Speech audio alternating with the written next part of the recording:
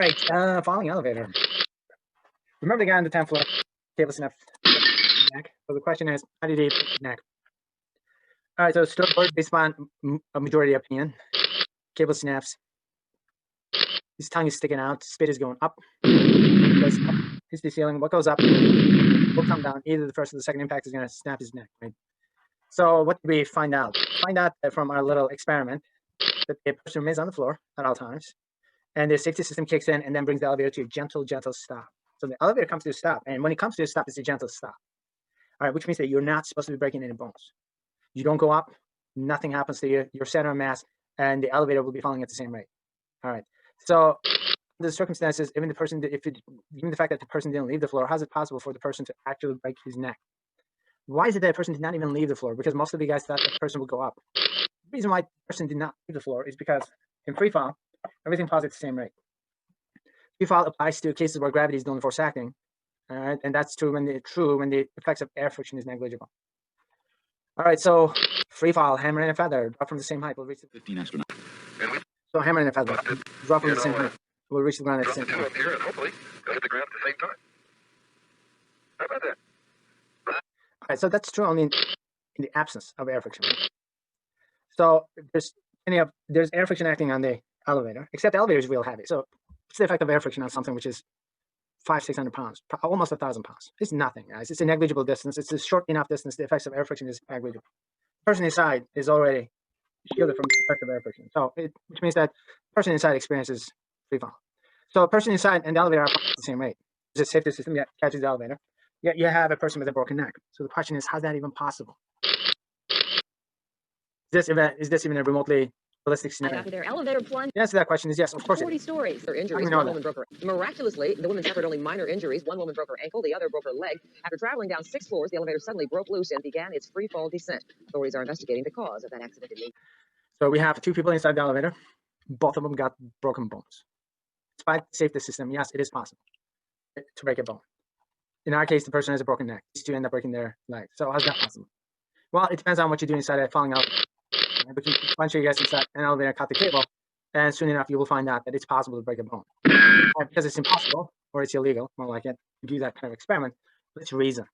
So you find yourself in a falling elevator. What would you do? What would you do if you were to find yourself in a elevator? If you're caught in the middle, you know that there's a handlebar nearby, right? You can't just walk. Just walk inside a falling elevator so that you can balance yourself. The question is, can you walk inside a falling elevator? And if you did, what do you think is going to happen? Next one. A lot of people have this common sense. Oh, I'm just going to jump before impact. Or cute. How do you know when the impact is going to happen? And how do you even jump? Can you jump inside a falling elevator? It's not even possible. And one of my absolute favorite comes from high school physics teachers. High school physics teachers. These are the guys who always say, lie down on the floor. Lie down on the floor. Why would you lie down? Well, why not just disperse the impact force? Can you lie down inside a falling elevator? What do you suppose would happen if you did? Why would you even want to lie down? The impact force is going to be small enough anyway, so who cares? All right, we'll investigate. These are the questions. Most of us. One thing that's going to happen is that have only experienced it. You and the elevator are going to fall at the same rate. Tiny slice of time. Your center mass and the elevator are falling at the same rate. Time and space. Guys, the distance between your center mass and the floor of the elevator is going to be fixed. That's what it means. Your center mass cannot fall any faster than the floor of the elevator. You will become suspended with respect to your center mass. You will become suspended relative to your center mass. Now what? Try to walk. Check to see what happens. For you to be able to walk, what do you need? You need friction. All right. And for you to be able to generate friction, what needs to happen? You need to have a normal force, apparent weight. How much do you appear to weigh inside a falling elevator? We had a discussion about that. If you're standing on a scale, you look down. When the cable snaps, at the moment the cable snaps, what's the reading from the scale? It's going to be 0. What's the reading from a scale? It's going to be 0. According to the scale, you weigh absolutely nothing. Why not? Because you have the scale and the elevator, everything is falling at the same rate. You're standing on top of a scale. You are still standing. Don't get me wrong, except you're applying absolutely no pressure on the scale. And the scale absolutely applies no pressure back on you. Can you walk? For you to be able to walk, what do you need? Friction. What do you need? You need friction. How much friction do you have? You appear to weigh nothing. No friction at all. No friction means you cannot walk inside a falling elevator. You can go through the motions, but what does it mean? All right, so here's what it means. So stop this. So what do you have? So you got the person inside a falling elevator. All right, guys. This screen is your elevator. All right. So the person is going to become suspended with respect to the center mass right here. When this person tries to walk, if there's no friction, you will put one foot in front of another. So what happens to your body? It starts to sway back and forth, sway back and forth. If the safety system kicks in when your body's out of alignment like that, what happens? You can get yourself hurt pretty badly. All right, so that's what the question is. That's one way you can get yourself hurt. All right, so you got the center of mass located right here. You become suspended. For you to be able to walk, you need friction. But because you have no apparent weight, you're not pressed up against the surface, which means that you cannot generate friction. So if you go through the motions, this is what your body does. Your body moves back and forth, back and forth. It's like a pendulum at that point. So walking is out of the question. You cannot walk. Your body's going to keep going out of alignment. All right, so walking is not going to work. Okay, so the next one is, if walking does not work, how about jumping out from the floor? Well, you got Elevators are... Doesn't do any good to jump. Why not? One problem is knowing when is it you're about to hit. Professor Cargill explained that even if you could jump at the exact moment of impact, it wouldn't slow you down enough to prevent injury. So if jumping does... All right, it's got an interesting explanation. I got a better explanation. Can you jump? Most of us Instead of space of falling time and elevator. space. All right, what do you need to do in order to jump instead of falling elevator? You have to bend your knees, guys. All right, jumping means you have to bend your knees and then push against the surface. All right, so your center of mass is located right here. When you bend your knees, what are you doing? You're pulling your knees up. Now you lost complete contact with the ground. As soon as you bend your knees, you're pulling your knees up. You lost complete. You're not even next to the ground at that point. So jumping is out of the question. What you can do is, look, you're already on the surface. You're applying no force on the surface right at that point. This is the surface right there. You're not applying any force. You and the surface are falling at the same rate. What you can do is you can extend your feet and you can push against the ground at that point. I'm just going to go back. If you could just push against the ground, it's going to give you a small relative speed. So what happens is this thing is going to go up all the way to the ceiling, gently hit the ceiling, and it's going to come back down, hit the ground, and then gently bounce from the ground. Literally, if it's a 500 feet drop, you may be able to go up and down once or twice. Do you want to do that? Okay, you don't want to do that. You don't want to be floating inside an elevator in a free fall, all right? Because at some point, the safety system is going to kick in unexpectedly, and your body's going to be out of position. Don't do that. All right, how about lying down on the floor? Okay, guys, what do you need in order to lie down on the floor? Okay, here's what you need to do. You want to lie down on the floor? All right, so you just lean back just like that, and then get your body on the ground. All right, at least that's the high school version of it. Here's what happens in real life. Your center of mass is fixed. Somehow, magically, if you can get your body parallel, this is what happens. You're going to be up here if you can get your body parallel to the ground. How do you do that? Well, I don't know. You cannot really get your body parallel to the ground without pushing up against something. One way to do it is I would lean back and pull my legs in. Then next thing you know, your body's going to start to spin in that location. Do you want to be spinning relative to your center of mass in a falling elevator? I don't think so, because your body could be upside down when the safety system kicks in. It's definitely going to break your neck. All right, so you don't want to do that either. Now, the problem is that you're finding yourself in a falling elevator, right? And the inside of the elevator is dark. You're feeling weightless. All right, you move around, your body's going to get out of alignment. You don't want to do that. All right, jumping is out of the question. If you could just push against the ground, you're just going to float to the ceiling and you will come back down. You don't want to do that. You lean backward, put your legs in, and then it's probably going to give you some kind of a spin motion. And you don't want to be spinning inside the elevator. All right, so which means that we got problems. And if you get yourself injured, you will get yourself injured because of trying to move inside a falling elevator. So that's not going to help you. So if jumping doesn't help, Yes. what should you do? Lying down would be a better strategy. Then the forces which act on you at the end would be spread over your entire. True. In a free fall, you can't really lie down, so that's not an option.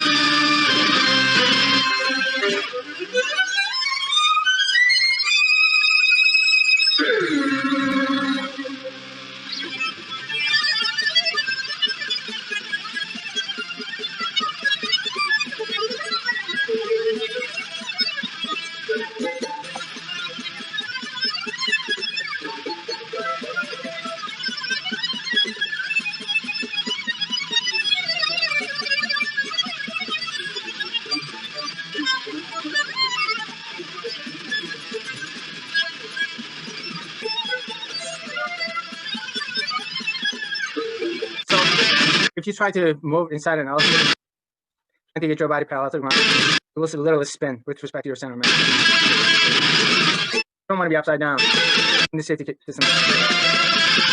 So what's the best thing to do? The best thing to do is to do absolutely nothing. Nothing. If the elevator goes into a free fall, there's a safety system, it's going to catch at some point. Do absolutely nothing. In the worst case scenario, you may end up wetting yourself, but that you can live with. Don't move around.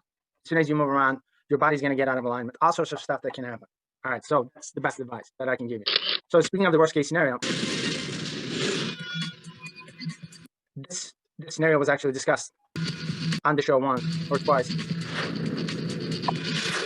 We've all seen worst case scenarios in the movies. Typically, our hero is caught in a cliffhanger, hanging by a thread. But then some movie magic saves the day, and he's back to safety. In real life, you can't rely on movie magic. And the only special effect you have is the flash of inspiration from your own brain. so you'd better be ready. High-rise buildings. We've all been in them. So imagine one day you walk into an elevator and the doors close. It starts to move, but then it stops. Okay, you think maybe it's just a fluke, or maybe it'll be stuck for just a moment. Then the elevator lurches, and in an instant, you and the 4,000-pound car are in a 60-mile-an-hour free fall. Hang on, we've got some tips to get you to the bottom in one piece. Each year in North America, elevators make about 90 billion trips up and down. Someday, you'll be riding in one, and someday that elevator will plummet towards the ground. Our expert Sean Graham will show you what to do. One day you're going to walk into a high-rise building. You're going to head to the top floor to take care of some business. Now, when you're finished, you're going to cruise back down to what you would expect to be a real smooth ride. Instead, you'll find yourself in a worst-case scenario. Whether it's a power failure or a catastrophic event, you'll be stuck in a high-speed elevator. The impact of the bottom when you finally stop is going to be so great they could knock you off your feet. How do you survive this worst-case scenario? Well, first thing you need to do is assess the area. If there's a handrail, let's use it. I want you to stay away from glass. Unfortunately, we don't have that luxury in this elevator. It's right here. Grab the railing as tight as you can with your arm. Get your back against the wall, support the lumbar region, and keep your knees bent. That is crucial. What that's going to do is it's going to help absorb a whole lot of the shock. Be patient and stay there no matter what happens, because you have no idea when the impact's going to come. Sean will now free fall 37 stories or 370 feet in a plummeting elevator. He'll need to remember to hold the handrail, bend his knees, and brace for impact. Let's do this. The first drop will take your breath away. Your stomach will jump into your throat. You can't get to the stop button or the phone because you're falling at 60 miles an hour and can't move. There's no return. You now must grab the handrail, bend your knees, and brace for impact.